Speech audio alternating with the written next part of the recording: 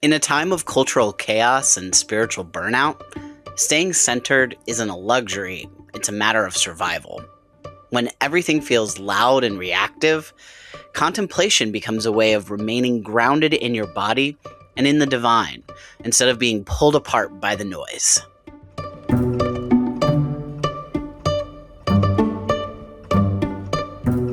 You're listening to Whiplash, a listener-supported podcast exploring Catholicism through the lens of queer liberation theology. I'm Max Kuzma, a transgender man, lifelong Catholic, columnist at the National Catholic Reporter, and board member of Dignity USA. Thank you to my paid subscribers for making this podcast possible. I read Queering Contemplation by Cassidy Hall about a year ago, and it meant a great deal to me, especially as a transgender person. So much of my spiritual life has involved untangling harmful ideas about the body, about identity, about learning to understand and experience embodiment through transition. Cassidy writes about contemplation as an embodied practice, not floating about above yourself, not disconnecting, but returning to your body as a place where God is already present. That's something that resonated deeply with me, and it's something we talk about throughout this episode. Cassidy's work feels timely and generous. She doesn't deny that contemplative traditions have often been shaped by patriarchal or heteronormative voices, but she also invites queer people into the lineage, not as outsiders, but as important and essential contributors, as people whose lived experience of embodiment deepens and expands the tradition. If you'd like to read her book, I'm running a giveaway over the next week, which will end on Monday, February 23rd. So to enter, just fill out the Google form in the description for this episode before then with your name and email address. If you're selected as a winner, I'll send you a message asking for a mailing address so I can get a copy to you. Without further ado, here's my conversation with Cassidy. Reverend Dr. Cassidy Hall is an author, award-winning filmmaker, podcaster, and leading voice in contemplative spirituality. She is the co-host of the Encountering Silence podcast and the creator of the Contemplating Now and Queering Contemplation podcasts. Her films include In Pursuit of Silence and Day of a Stranger. Her book, Queering Contemplation, Finding Queerness in the Roots and Future of Contemplative Spirituality, was released in May of 2024. Cassidy is widely published and resides in Indianapolis. Cassidy, thank you for joining me on the podcast today. I am thrilled to be with you, Max. And, the only thing missing from that bio is the fact that I now have a cat. Whose name is Pax, Latin for peace. He is not Perfect. Peaceful, which is why the door is shut. So, yes. Yeah. No, that is critical. I'll have to make a note of that for when I share this later. Yeah. So I'm really excited to talk to you today, and I kind of want to start with maybe an examination of the word contemplation. So the first question I have is, when people hear the word contemplation, they often imagine stillness, silence, maybe monastic withdrawal, or a highly individualized spiritual discipline. But for those who practice contemplation, it can be much more expansive, something relational, embodied, even subversive. So when you talk about contemplation, what do you mean by it? How would you describe contemplation not just as a practice, but as a way of being in the world? And I'm especially curious how you understand contemplation as something that might disrupt the kinds of rigid binaries that create too much distance between things like the sacred and the ordinary, the self and the other, body and spirit, certainty and mystery. Yeah. I love that question. It's a lot to unpack, but I think what's most important is, and again, I'm speaking for myself and my experience of contemplation, and one of the things I think I'd want to say is that contemplation is not itself, and it is not real, and it is not alive without action. And scholars have said this, like spiritual directors of Color Network founder Therese Taylor Stenson, Evelyn Underhill. There's lots of folks who will name that contemplation is not itself without action. So I think that's important to name. And another thing I think that makes it really subversive is that it's kind of beyond what we can define or categorize. So yes, we do often think about it as this kind of silence or stillness or going away from the world to love it more deeply. But I think also what's important for me is that in that time, so for instance, say the Zen meditation sit here in Indianapolis, where we sit in silence for an hour together, there is something in that moment, that silence or that still moment, that is still communal. And, it's the same thing I feel or I sense when we name, in a prayer, when we name for everything named and unnamed, when we're holding in the silence the unnamed things. So when I sit in silence in a community, I feel like I am holding everyone else's and witnessing everyone else's pain, grief, challenges, failures, and also, their joys and their celebrations. And so I think there's something about the silence that is a witness. And there's something about the silence that, for me in my life, works as a witness to witness others and for others to witness me. There's something deeply intimate about it. That being said, that intimacy, that vulnerability, that community is nothing without action, right? If I'm just doing that and yet not, tending to my neighbor's needs, not lovingly showing up for them, then I think that contemplation is dead, so to speak.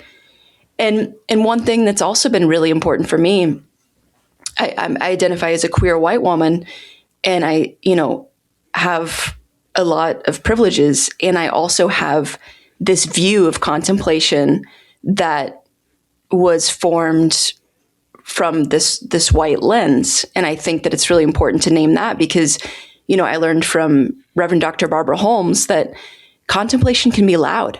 It can happen in wailing and screaming. It can happen in dancing. It can happen in so many different ways. And that's been really important for me to also get uncomfortable with what the practice looks like so that I can experience it more deeply and more widely and from other people's lenses.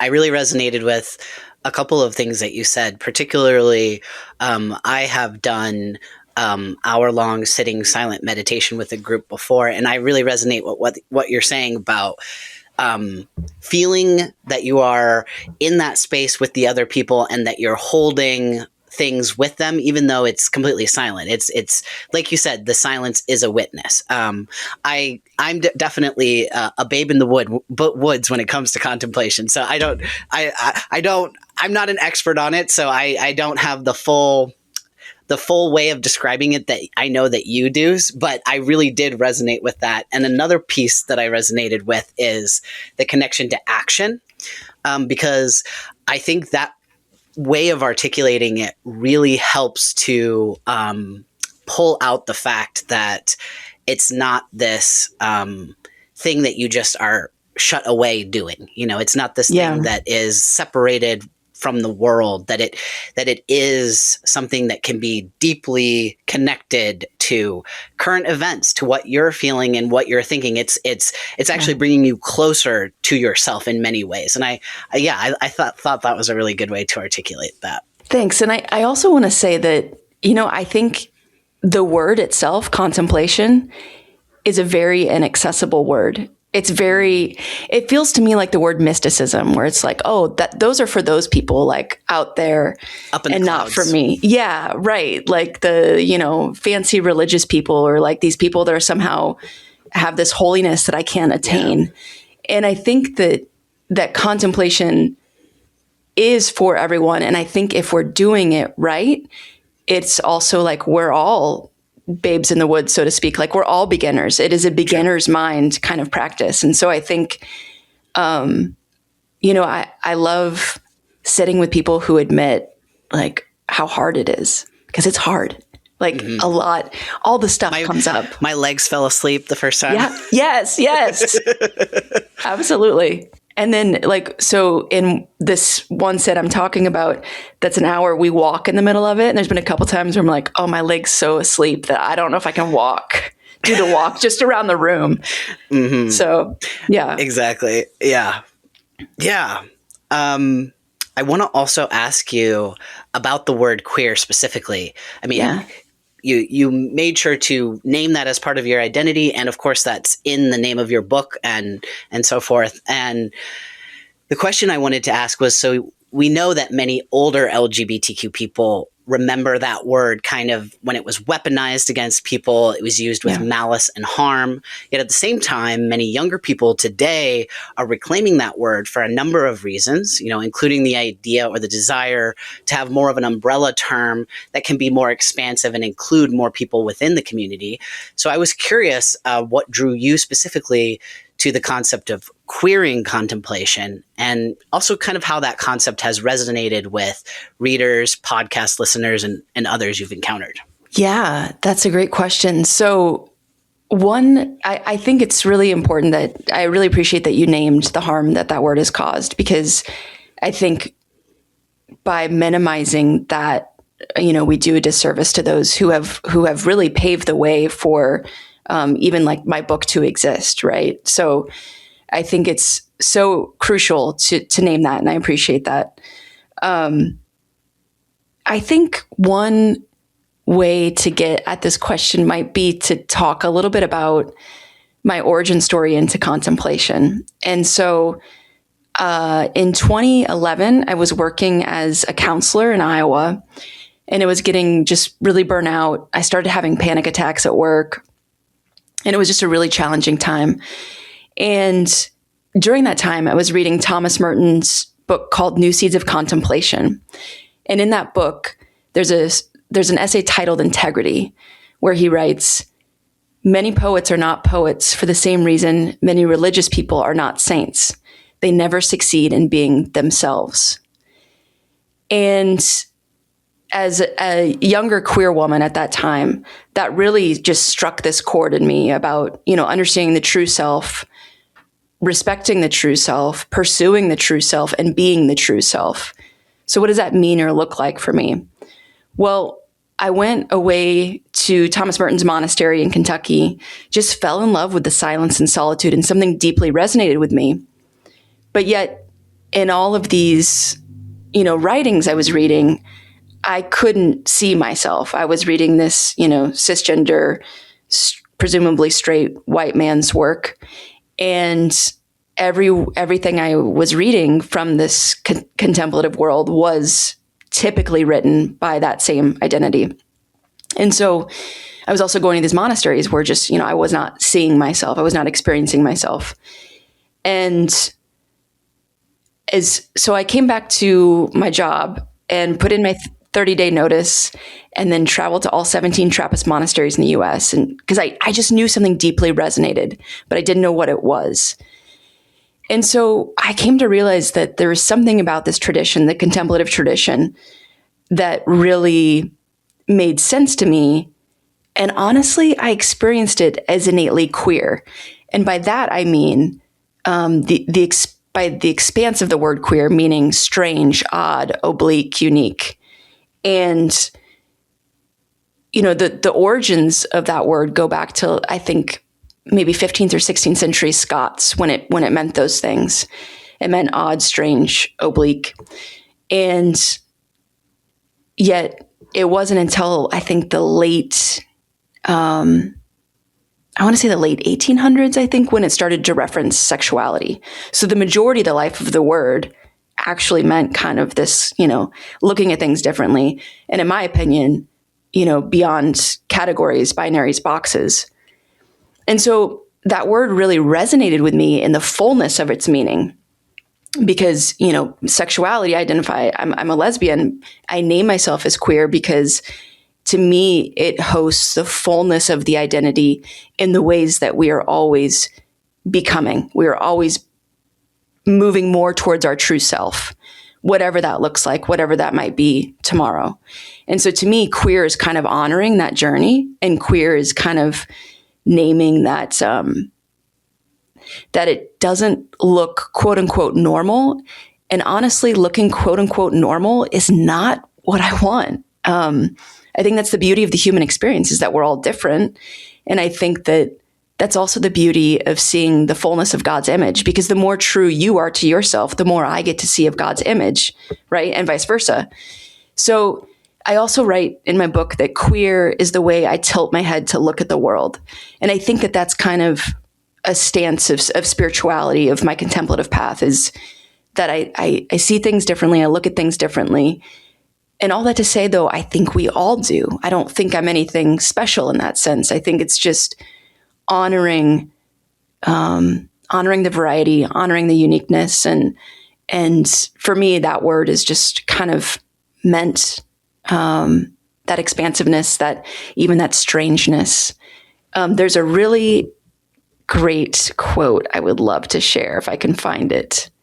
So Alan Watts writes, "I have always done things in my own way, which is at once the way that comes naturally to me, that is honest, sincere, genuine, and unforced, but also perverse, although you must remember that this word means through, verse, poetry, out of the way and wayward, which is surely towards the way, and that to be queer, to, quote, follow your own weird, is wholeheartedly to accept your karma or fate or destiny, and thus to be odd in the service of God, whose service, as the Anglican Book of Common Prayer declares, is perfect freedom."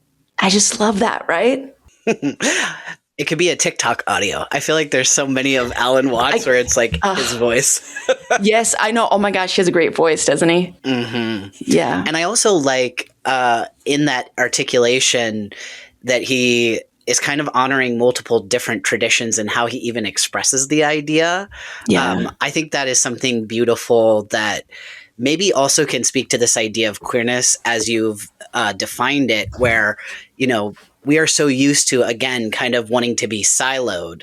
But I think queerness is something that is like outside of these, again, like normal, like you said, outside of our rigid ideas or rigid understandings of things. I think there's a lot there, and it's very exciting to me. I feel like I could just nerd out just thinking about this all day. Totally. Yeah, I love that. And the fact that in that sense, we've all queered something in our lives. We've all gone wayward from the norm. So I mean, even to name like, those storylines we were given for our lives, those scripts we were given for our lives as children. You will be married by this age. You'll have this many kids. You'll live in a house. Whatever those storylines are, or you'll pursue this particular job. Whatever those storylines are, like we've surely queered. We've gone a different way. Yeah. And to me, that is to say the right way, because that is towards more of ourselves. Beautiful. I love that so much. Kind of flowing from that, I have another question here that I think will be a nice next step. It's, how do you see contemplative spirituality reshaping how we understand the body, particularly in queer and trans experiences of embodiment? Many religious traditions have created tension between spirituality and the physical body. What does contemplation offer as a healing or integrative framework? Yeah, that's a great question. And I think especially, the ways in which, the world we live in is weaponizing the queer experience. It's just very messed up and very frustrating and very harmful. And I think contemplation is actually about embodiment. I think it's actually about coming closer to the truth of our bodies and the truth of our bodies' experiences. And, I think also by naming that, I don't have a trans or non-binary experience, so I can't speak to that. And what I can say is from my experience of talking with trans and non-binary folks or gender expansive folks, that I think that particular embodiment has so much to teach us spiritually, because I think that is, again, this moving towards the true self, and this movement towards the true self in a way that is really challenged by our society, unfortunately. So I think when we practice the contemplative path, the contemplative way, I think we're led towards more of ourselves, and specifically related to the embodiment, the power of embodiment, and eros and eroticism, which is not to say sexual necessarily.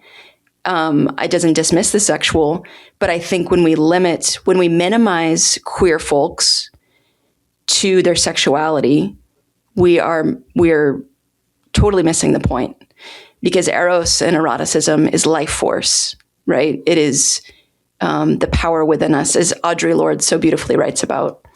So, yeah, I think that contemplation is a tool of embodiment to bring us closer to ourselves. And I think queer folks having to fight more for that the truth of their own embodiment, I think means that we have a lot to learn from queer folks. Mm-hmm. Yes, I love that answer. I think too, of when it comes to transition, Sister Louisa Darwin, she is a Catholic religious who ministered for many years, actually, in private to the trans community. And then I think it was in her 19th or 20th year of doing it, she finally decided to come forward and do it publicly as well. And something that she talks a lot about from her experiences ministering to trans people is this concept of transition as, in many ways, an archetypal spiritual journey. Mm-hmm. And I think that's so well put, because transition has these distinct, almost if we were talking about story structure, plot points, there are these distinct chapters and moments that are part of an unfolding and a deeper understanding. And in some cases, there's a moving away from the community part, which sometimes happens in the spiritual journey too, and then there's a moment of having to evaluate the life that you have lived, and then thinking about who you want to be. So there's these very important, I think, archetypal things that I think even for people who are not trans or gender diverse can see these deep truths about spirituality, about embodiment in those things. Yeah. Amen. I love that. That's great. I also want to ask you about Christian non-duality. So that is, I know this is not a very good transition, but I'm just getting too excited. No, it's great. I love it. That was a topic that I really knew nothing about. I really actually didn't even know about the concept non-duality until actually I started my transition, and I had started the process of being okay, is there more to the story about the Christian faith than what I had learned all these years that was keeping me from being able to go on this embodiment journey? And so as I went through that transition, so not just the gender transition, but also this transition of, is there more to what spirituality can be? Non-duality was something that I found. And so maybe I'll read the question that I have, and we can kind of bounce off from there, because I know that's in and of itself is kind of a big topic. So what I have here is, we touched on moving beyond rigid either or types of thinking. And I want to dig a little bit deeper into Christian non-duality itself as a kind of fundamental oneness of all creation in God, which can help us move beyond the dualistic views of self versus others, holy versus profane, etc. So how do you understand contemplation as a way of helping people move beyond rigid dualisms without dismissing the lived reality and importance of identity, especially for queer people whose identities are often politicized, scrutinized, or even historically minimized and erased? So that's a lot of things right there. Yeah. Okay. Well, I might need you to add some as I go on here. But so, okay, one thing you got me thinking about is mysticism. And the idea that mysticism is kind of the awakening to that non-duality, the awakening, the aha moment, the awe, right? The moments where you're so baffled by an encounter with the divine, with God, with spirit, that you just, all you can do is be baffled, right? You just kind of, and you can't really describe it to someone, because if you describe it to someone, you kind of sound crazy, or you sound like you, people don't quite get it. And that's the beauty of those moments. And along with that, though, there's folks like German theologian Dorothy Soleil. I don't quite know how to pronounce her name, but she talks about mysticism as resistance. And this idea that kind of like in the sense of, I think in the sense of contemplation being tied to action, this idea that to see mysticism, to experience mysticism, is to innately, my thought is maybe what she's saying, be resistant towards those things that push that black and white thinking or that dualistic thinking on us. And then Reverend Dr. Barbara Holmes talks about how there's this notion of public mysticism, and this idea of public mystics like Reverend Dr. Martin Luther King Jr. or Malcolm X or Fannie Lou Hamer or Howard Thurman. This idea that mysticism and activism might also be tied together, because these folks can see beyond the what is for what could be, and also see beyond the dualistic thinking. I think maybe a little bit of my question too was like, I think maybe I was just wondering if that concept as well for you was as much of an aha as it was for me. Because when I learned that concept of non-duality, it really, I mean, it took me a while, I'll admit, to like wrestle with. I was like, well, how can, like, what does it mean if there is a fundamental oneness? Like, how do you make sense of bad and evil within that formulation? Yeah. And yet, what I felt and what I experienced is that once I went through that process of confronting that idea of like, okay, well, what if they are all one of a piece? It was through that process that I actually made more peace with evil than I ever had before. Before with a more fundamentalist view of Christianity and Catholicism specifically, it was very much like, well, evil is a problem. Well, first of all, it is a problem, right? And then that's something that either I have to do like I have to police myself so that I don't get, affected by evil. And then also we have to like wait for heaven. We have to wait to die for when the second coming. It was actually much more difficult, a difficult way of being. And when I finally like started to understand, it started to make it somehow feel easier to be a human in some way. I was like, okay, like everything is all a piece. Like, nobody's like coming to save us, like we are here now, like we can do things, we can engage in contemplation, and we can use that deep contemplation and stillness to find action that moves us out. Like that was like my experience. So I was curious if it was a revelation for you or if it was something that you had known about. Yeah. So I also have an experience of being in fundamentalist evangelical world, and that caused a lot of harm in my life. And I caused a lot of harm in other people's lives because I was involved in that. And I think there's something so human about craving and having knowing and certitude. Yeah. And yet when I was introduced to the concepts of non-dualistic thinking, of really holding the truth with open hands, is kind of how I experienced it. Everything made more sense. Everything made more sense.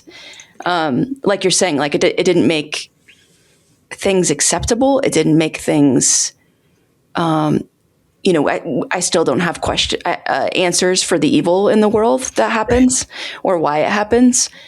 But it's like a way of being more at peace about it.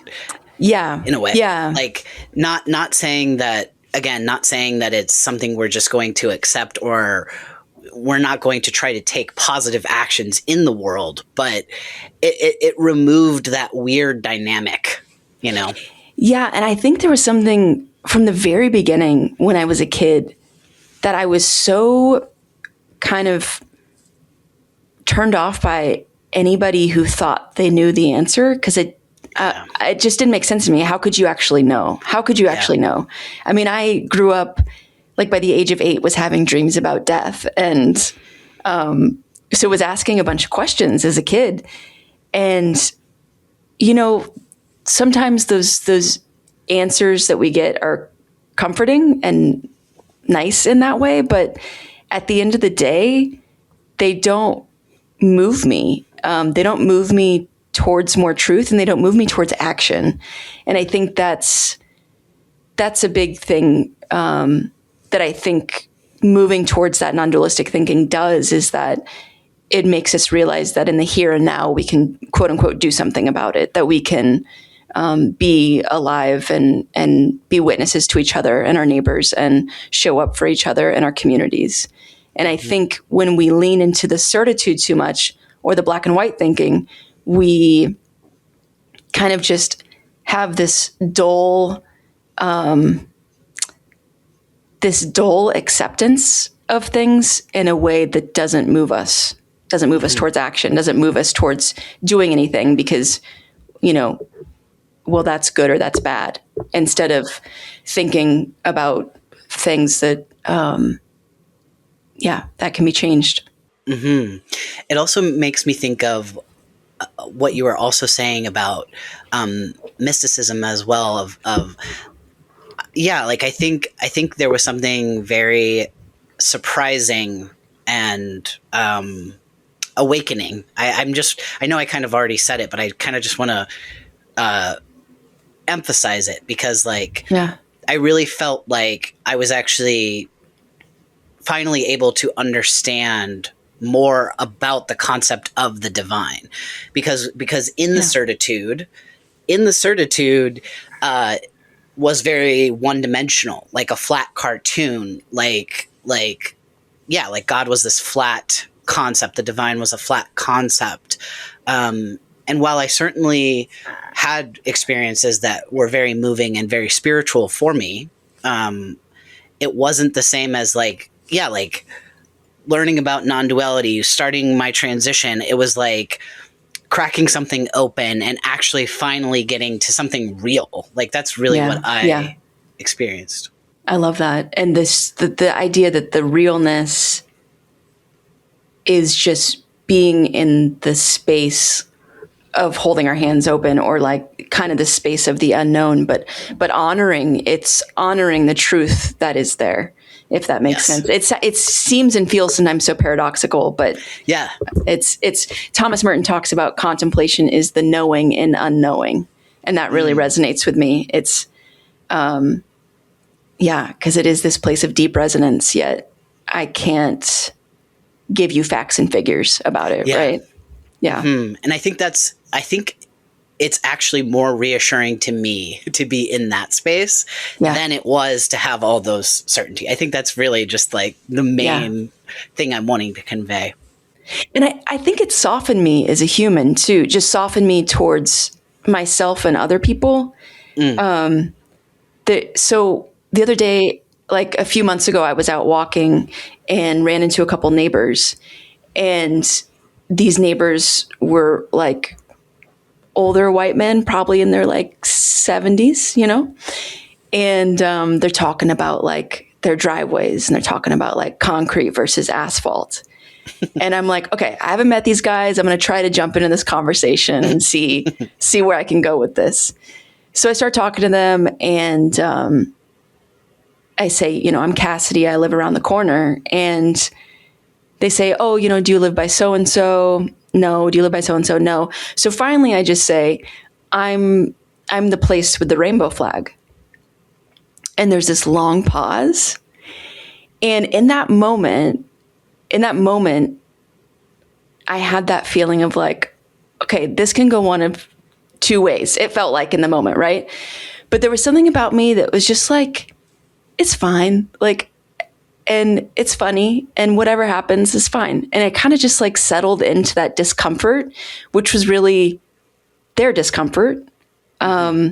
And so there's a long pause, and one of them starts laughing and says, "Oh, you're one of them." And my response was like, I start laughing. And I say, "Yeah, I'm one of them." And then there's this other long pause, right? And this is like, wow, what's happening? There's this other long pause. And the guy says, "Thanks for being one of them." Oh, wow. But like with deep sincerity, right? You didn't expect that, did you? No, I didn't. And so I think there's something about being in the practice that, like, in moments like that, I was able to kind of soften and be present and be like, kind of experience that embodied presence there. And I do want to say very clearly that that doesn't mean that situation is like a safe situation for everyone. Right. That is not something that, queer people should be doing everywhere. I'm just saying that was my experience on that particular day and that particular moment. And so it just surprised me. But I think there's a softness about encountering the divine in that unknown space that helps me approach people with their own possibilities, right? Their own. Yeah, because it wasn't a moment. You didn't feel like you needed to like evangelize them about LGBTQ issues. Yeah. You were just presenting you were just like, here I am. This is me. And you gave them that opportunity to be who they were back to you. Yeah. Yeah. Yeah. So that's also something I think that departs, not to spend too much time on like the conservative background, fundamentalist background. Sure. Like that very much departs from kind of, again, these scripts and the ways that at least I was taught of like, well, how are we supposed to interact with other people in that whole, that whole part of it. Yeah. I also wanted to mention that, so I recently had the chance to interview Nancy Sylvester, IHM, for this podcast. She's a Catholic religious sister as well, who speaks and teaches widely about contemplation within Catholicism. And what strikes me about her story is the role that the reforms of Vatican II played in opening up her understanding of spirituality. So again, like a big change in the church that she and many others took as an opportunity to think deeply about things that they had just kind of assumed before, Yeah. Yeah. And so in interacting with her, and I've seen in other ways that there's this large group of very engaged older Catholics who are advocates for a variety of social issues, very progressive. And so they all kind of emerged out of this time period when the church was changing. So today, Catholicism as well as Christianity in the US has been dominated by this like culture war thing and definitely aggressive far-right political ideology. Another change over the decades has been the advancement of digital communications technology that has made us more connected than ever. So in light of these developments, in a world where many young queer people are just trying to survive, and where noise and technology are so ubiquitous, what are some accessible ways to teach contemplation, not as a single type of practice, i.e. you must be sitting straight back with your eyes closed in total silence, but as an important habit for like personal development, which I use that phrase, but I don't mean it in a, you need to do this in order to build character. Yeah, or like self-help. Yeah. Right. I mean this in like a deeply nourishing, will help you, like as we've been discussing, to be more you type of way. And as well as cultivating self-awareness and confidence in younger people. Yeah. Yeah. I love that you said confidence too. Because I do think the more we are ourselves, the more I am myself, I should say, the more confident I feel, the more alive I feel, the more whole I feel, the more I can laugh at myself. Isn't that great? Yes. Like laughing at myself is such a gift. I mean, I agree. I think we need more of it. I think that's a huge part of humility, is just being okay, being a little weird sometimes, or being a little different than everybody else in the room, or, wearing sweatpants to an event where I should have probably worn jeans, whatever it is. Like, I think there's just something so important about laughing about ourselves, about ourselves and the things we do. Yeah. So the thing I would say to this is, I love this question because I think contemplation can be so intimidating. And it is kind of this like, where do I start? Or what do I do? And I think one thing I love reminding people is every single person listening to this is already doing it. And I think beginning with recognizing the times we're already doing it and more like honoring those moments. So that's a really good way to put it, because I agree with you. I think I definitely felt that way when I first started learning about it. I was like, wow, there's so many intense practices and do I really need to go somewhere and be in total silence with a group? Like, where am I going to find these people? So I really like how you're articulating that. Yeah, thanks. And I think so. Usually I'm right in front of a window's in front of me, and usually the curtain's open and there's this ash tree outside this window that I love looking at. And so when I take a moment and pause and I just look at that tree, that is a moment of contemplation. When someone finds themselves in their laundry room and taking a deep breath while holding the laundry because their kids are screaming in the other room or whatever, that is a sacred pause. That is a moment of contemplation. Honor that space, right? And I think it's just bringing a posture, not a physical posture, but an internal posture of honoring that second, that moment, that minute, that the brewing of the coffee where you're kind of slowly moving into the day. I think just bringing that inner stance, which I kind of experience as like a bow or an honoring of that moment, is I think a really important starting point for recognizing that we're already doing it. And we can build on those moments if we want to. We can change the minute I'm looking at the tree into 5 minutes tomorrow if I want to. Yeah.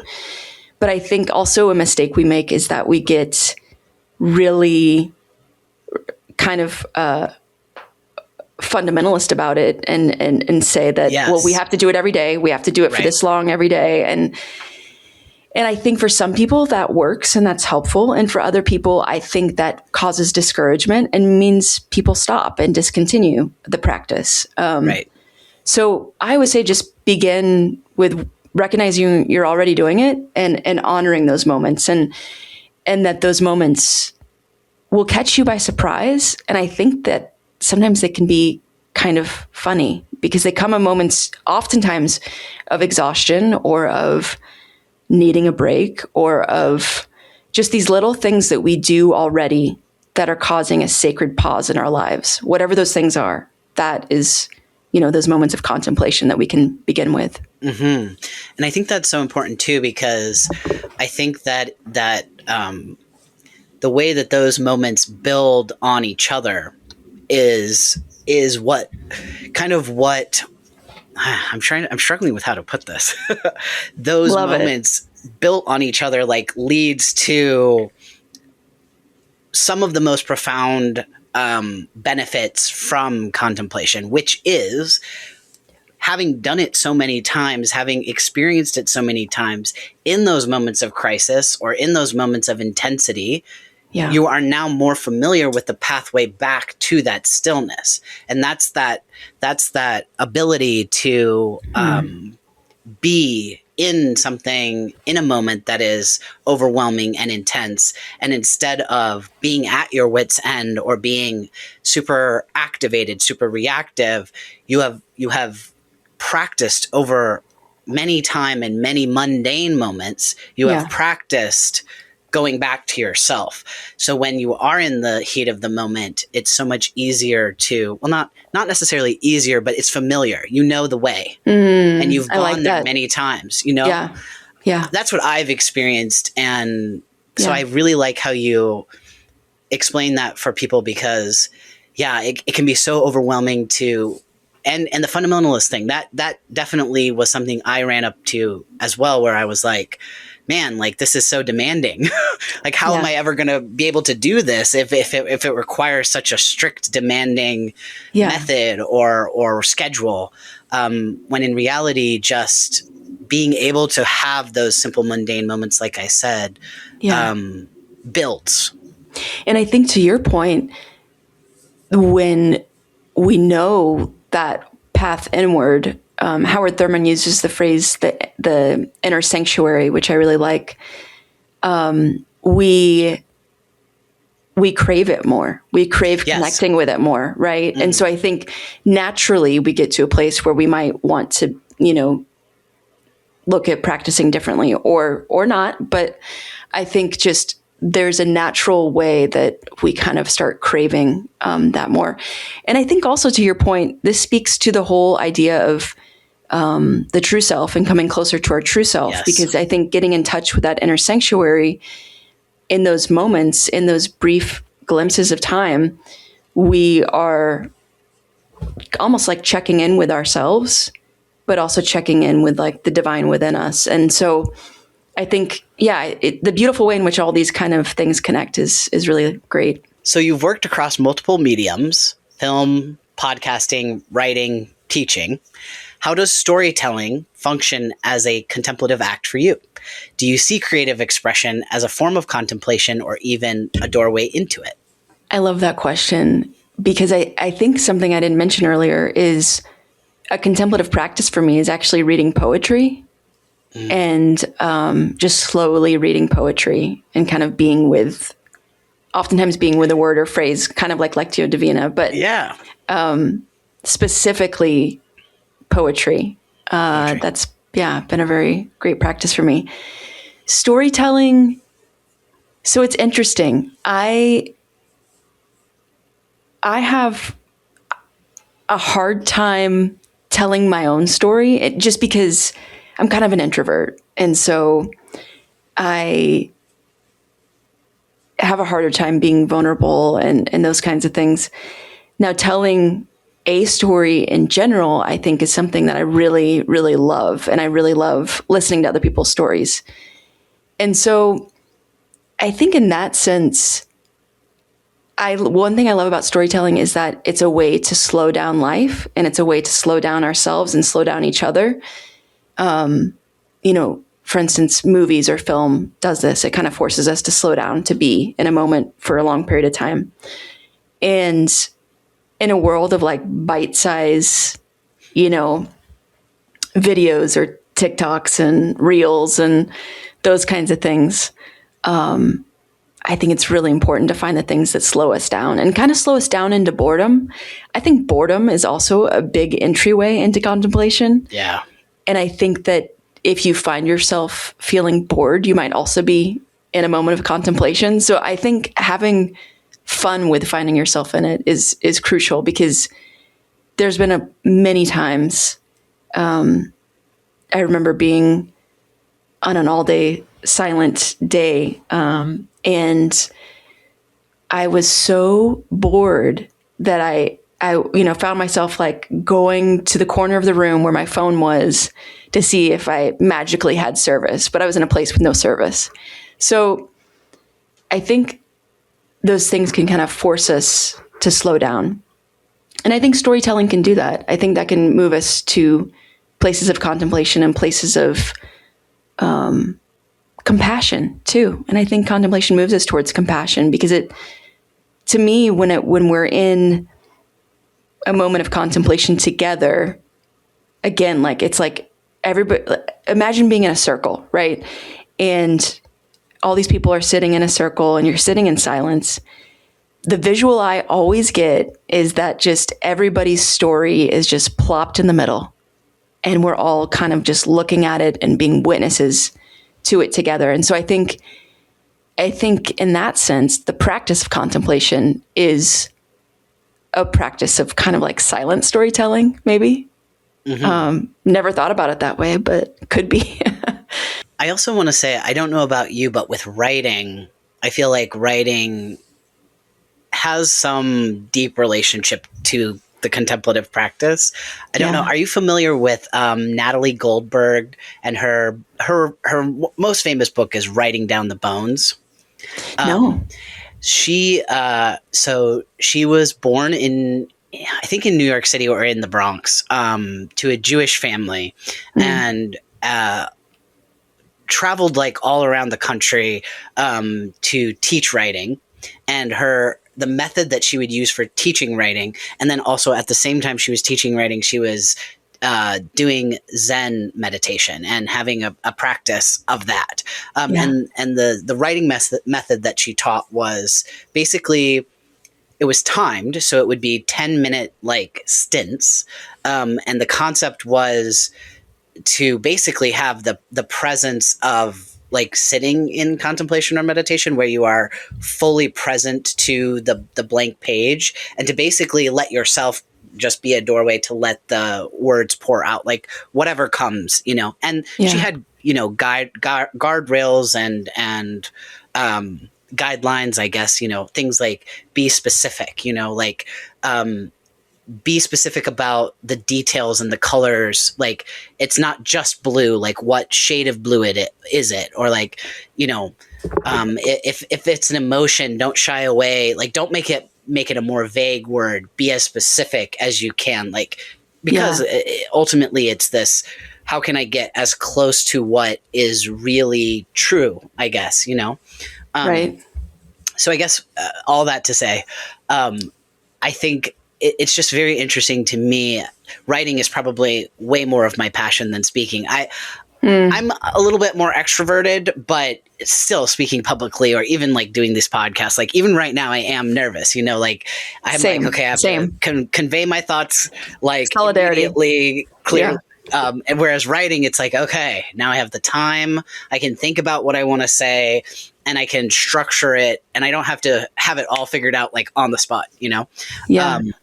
But also there's some interesting relationship between thinking about something or feeling something and parsing out the importance of it just inside of yourself without even using language, and then getting to the step of using the language through the writing, and how is that shaped by, again, what I think I should say, or how I think you're going to respond when I say it, versus how the practice of how do I put those things into words in the most true way, maybe. Anyway, so I don't know. I guess what I'm saying is I don't know if you experience writing that way, but I definitely do, and that feels like another one of those connections to the contemplation and the contemplative act. Definitely. I need this really deep sense of spaciousness when I write. So I need, you know, that's a perfect way to put it. Also, the moments where like you get something that you really want to write are always the most inconvenient moments, right? Yes. And this makes me think of this Mary Oliver quote about creative work. I think it's in Upstream, where she writes, creative work needs solitude. It needs concentration without interruptions. It needs the whole sky to fly in and no eye watching until it comes to that certainty which it aspires to, but does not necessarily have at once. Privacy, then, a place apart, to pace, to chew pencils, to scribble and erase and scribble again. But just as often, it is not more often, the interruption comes, not from another, but from the self itself, or some other self within the self, that whistles and pounds upon the door panels and tosses itself splashing into the pond of meditation. And she goes on. Yes, because she's so brilliant. She is, isn't she? She just nails it. Yeah.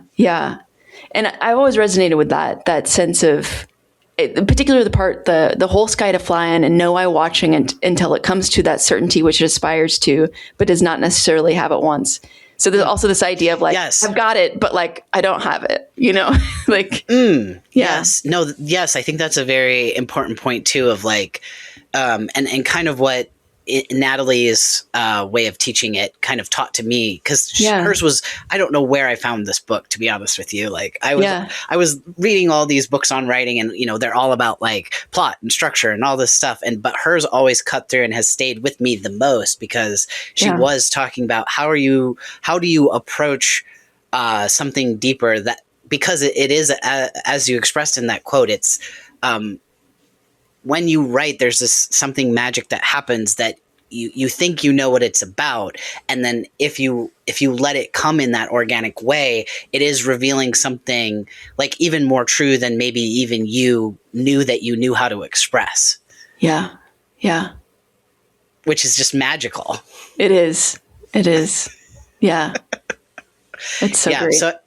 So I think for me, that's probably like the biggest connection between contemplation and yeah, it just because I there are other art forms that I engage in too. Like one thing that was really big when I was growing up was music. Like I took music lessons and I participated, and that's another thing that can be very meditative and also has that it requires the people who are involved, similar to like that circle that you were talking about, where people are putting themselves in, even though we're not doing it in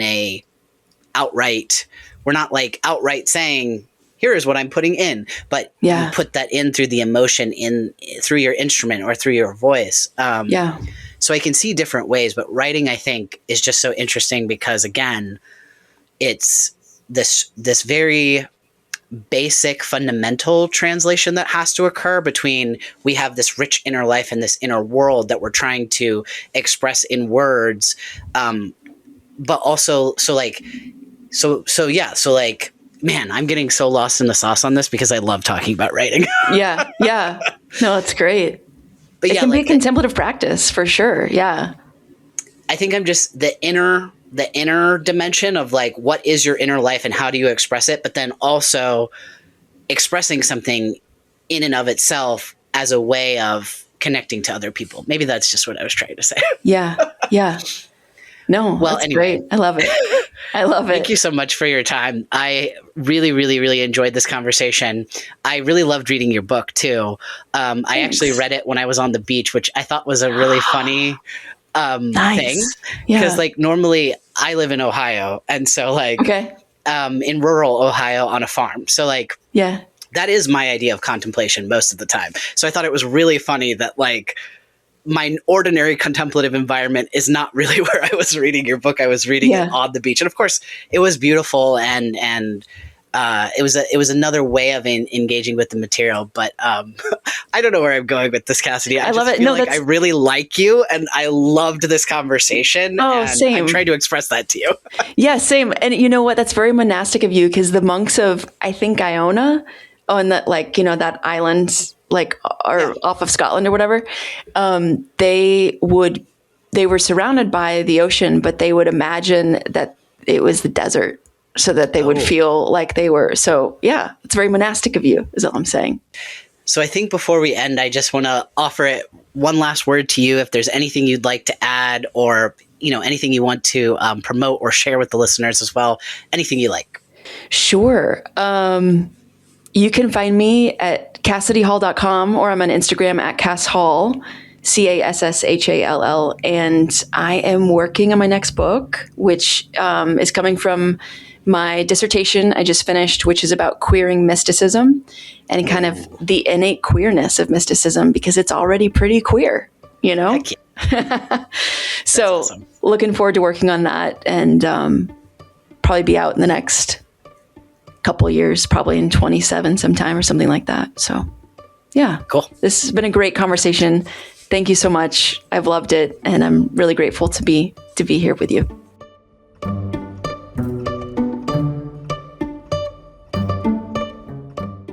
Thank you so much for listening to my conversation with Cassidy Hall. I hope it invites you not just to think differently about contemplation, but to practice it, to return to your body, to your breath, to that steady place where fear doesn't get the final word. If this episode resonated with you, consider sharing it with a friend, leave a rating or a review, or support the show as a paid subscriber. This podcast exists because of you. Next week, we're zooming out. From contemplation to capitalism, from embodiment to the systems that decide whose bodies matter. I'll be doing an episode expanding on my recent essay, The True ROI of LGBTQ Rights, exploring how LGBTQ issues function as a kind of stress test for our economic and moral order. What does it reveal about a society when it treats vulnerable people as expendable, when detention centers become revenue streams, when speculative bubbles like crypto or AI promise limitless growth while obscuring real human costs? We'll also talk about how these same patterns show up in the church when it aligns itself with nationalist power or treats influence and reputation as assets to be protected. And we'll consider why queer perspectives, shaped by navigating systems that weren't built for us, might actually help build stronger, more resilient, and more reality-based communities and economies. Because LGBTQ rights aren't niche. They show us whether our values can actually bear weight. So until then, stay grounded, stay embodied, and I'll see you next week.